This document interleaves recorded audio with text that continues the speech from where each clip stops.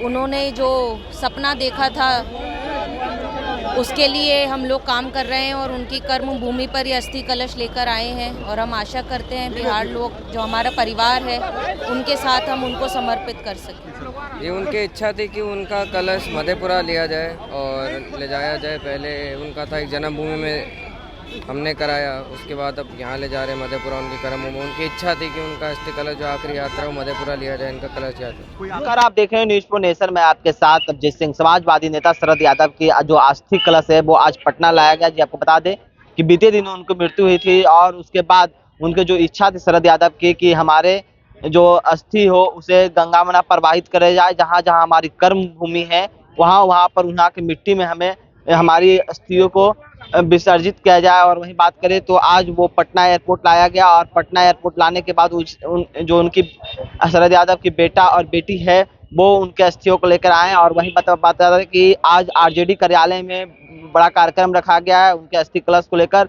और उसके बाद उनका अस्थि कलश यात्रा निकालेंगे और उसके बाद जो उनकी अस्थियों को मधेपुरा ले जाया जाएगा और वहाँ पर उनके अस्थियों को वहाँ की मिट्टी में प्रवाहित कर दिया जाएगा। और वहीं बात करें तो उनके बेटा जब बेटा और बेटी से बात किए तो क्या कुछ कर रहे हैं, पहले सुनिए उनकी बातों को। उनकी इच्छा स्वरूप हम लोगों ने वो काम किया।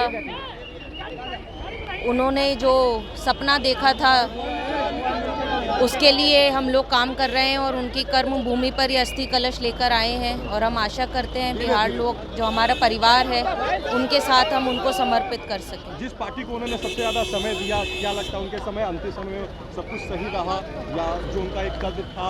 अभी कोई राजनीतिक बात करने का कोई फ़ायदा नहीं है। हम सिर्फ उनको श्रद्धांजलि देने के लिए यहाँ आए हैं क्योंकि बिहार से उनका खास लगाव रहा है, उनकी कर्म भूमि रही है।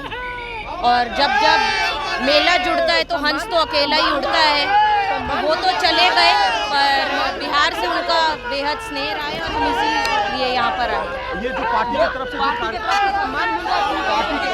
तरफ से जो कार्य किया जा रहा है उनके लिए यात्रा पूरा बिहार में निकाला जा रहा है, आप लोग क्या कहेंगे इसको लेकर? कुछ जी, ये तो उनका स्नेह, उनका प्रेम और उनका योगदान है जो इस तरीके का कार्य और उनकी इच्छा पूरी करी जा रही है। इसके लिए हम राष्ट्रीय जनता दल और तेजस्वी जी और लालू जी का बहुत बहुत धन्यवाद करते हैं। सारे होते हुए यहाँ से मधेपुरा जाएंगे। साहब की इच्छा थी कि उनका कलश मधेपुरा लिया जाए।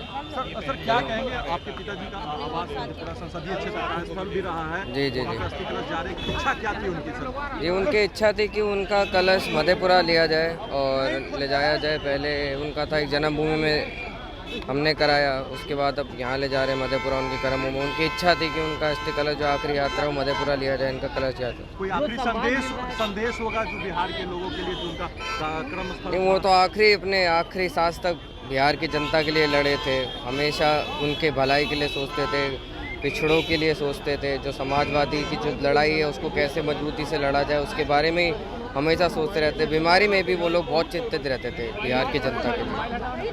पुत्री है, आपके पिताजी का अस्थि कलश है, आज मधेपुरा जा रहा है। क्या तो आपने साफ तौर पर सुना उनका बेटा और बेटी को उनका साफ तौर पर कहना है कि हमारे पिता के जो मंशा था कि उनके अस्थियों को गंगा में प्रवाहित कर दिया जाए, जहाँ जहाँ हमारी उनकी कर्म भूमि है वहाँ पर उनके अस्थियों को विसर्जित कर दिया जाए।